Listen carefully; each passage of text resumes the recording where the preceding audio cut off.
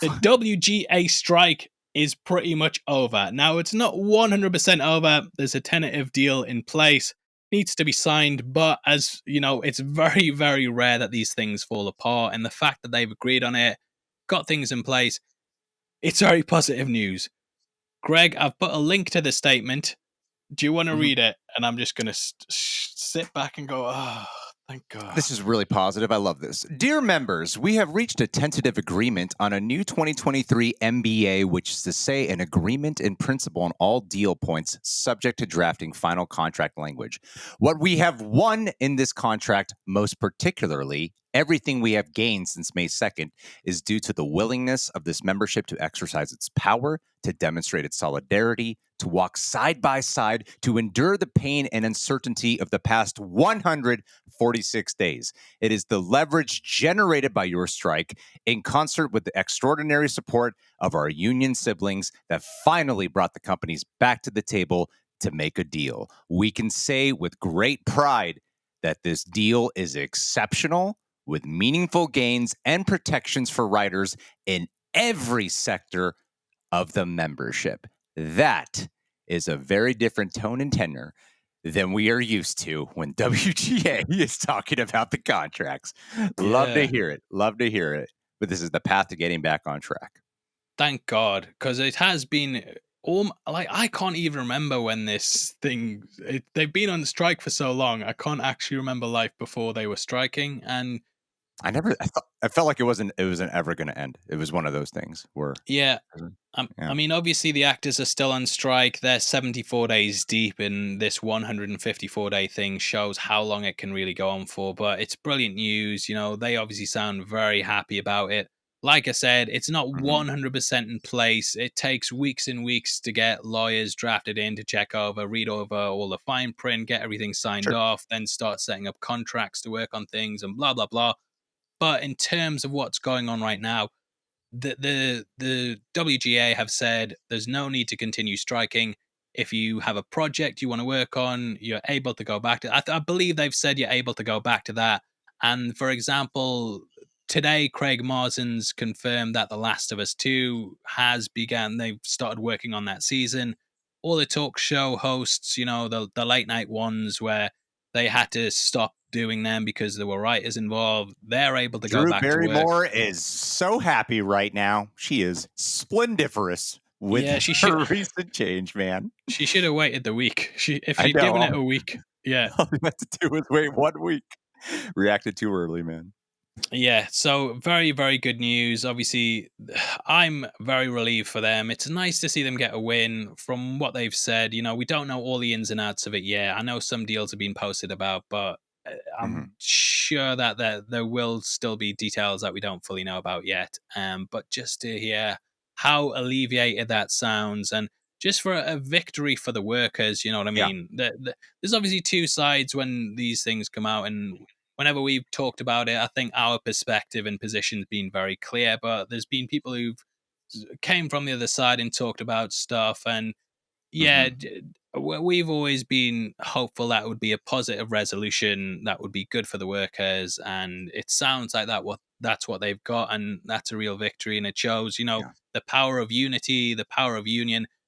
I know a lot of people made a hell of a lot of sacrifices. They went a very long time without getting paid, stood their ground, and it's worked out. And hopefully Hollywood appreciate the fact that they've got these people back and can get back to work and start making money again for them. We have villainized the studios and stuff, but I'm guessing it would have been stressful for them too, kind of having to sort things out. And you know, as much as they've been painted out as the bad guys, I'm gonna sound like I'm scabbing before, but you know what I'm trying to say, Greg. You know, it's not a nice situation to be in for anyone. Like, of course, it's just not nice having to deal with this stuff. You know, everyone wants to go to work, everyone wants to be creative, everyone wants to make money and support themselves, live financially stable, and just to have stuff like this, it's stressful on every single party.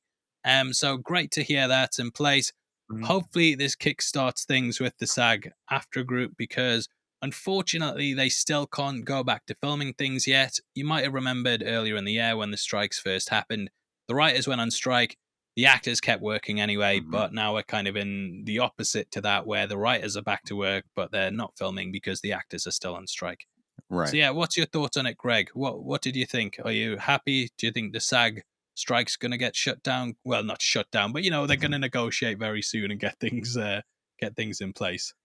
I think it helps give them a decent guide on what they can do because they're asking for it's like similar terrain, but plenty of differences at the same time of what they're asking for because the field is different and what is put on display is different. So I think it could still go on for a while longer, but this gives hope and at least get, and like I said, a decent guide.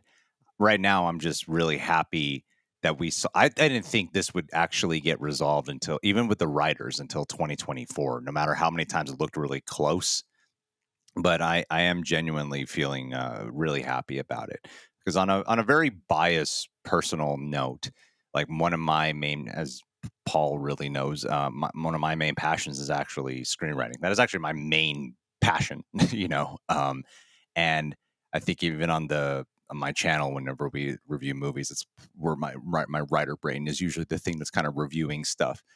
And I was like, I want to say 3 weeks before. I'm not going to go into too much detail about it. It was like 3 weeks prior to the writer's strike actually taking place. I had a script that I was working on with a pretty with a okay, uh, director of sorts, and it was going through a really well regarded agency, and then the agency really loved it, so they started to actually pitch it really fast, and it was gaining this momentum. And I was like texting Paul, like, "Oh my god, it's going to this production company." Oh my, I was shocked. I've never had anything of that sort ever happen in my life, where it was going through like these people that you guys would know who they are, and then the writer's strike happened. And at first it was like, well, that's a bummer that finally started getting momentum in my life for this big passion of mine.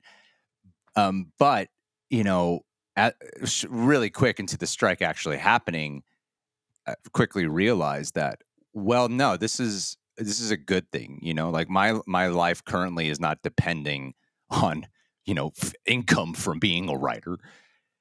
And what they're fighting for, it's like they're doing the labor, the sacrifice, they're putting in all the hard effort, and I'd rather have something potentially sell post this where I can feel a little bit safer and more protected, because the cliche was how, especially for up and coming or new writers, of how dicked over it can easily be.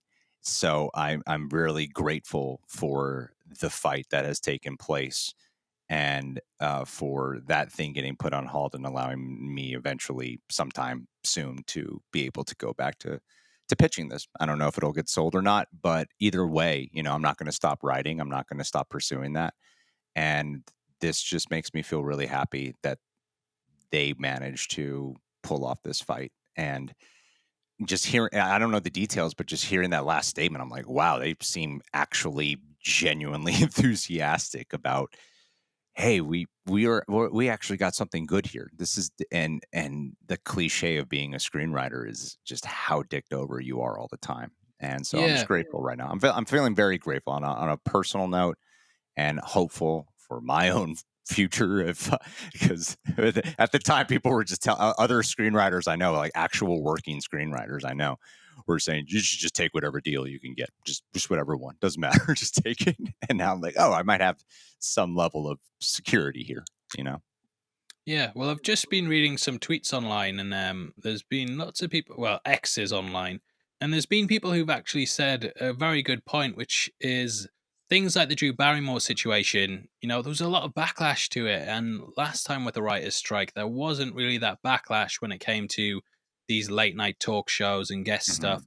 And I think there was a lot of people who actually stood strong with the writers and the actors now, and it was very publicized. And the studios were definitely, I feel like they might have realized they can't get away with what they could have in the past, and this might have made the deal better. But yeah, Hmm. shout out to the entire union. Well done, guys. You had a lot of support behind you. The deal's obviously worked out great. well done. I'm very happy for you guys. It's been a hell of a long time that we've been covering this, Yeah. and finally some positive news. Finally, finally, finally. So yeah, well done, guys. But now Lowest on, viewed podcast on the Heavy Spoilers channel. We yeah, went too positive this time, Paul. Too we'll positive. we'll find a way to clickbait the thumbnail. We'll put Bob Iger looking angry and someone behind him looking happy, and you guys, Yeah. you fall for the same tricks every time. Ha ha ha! Ending the strike the right choice?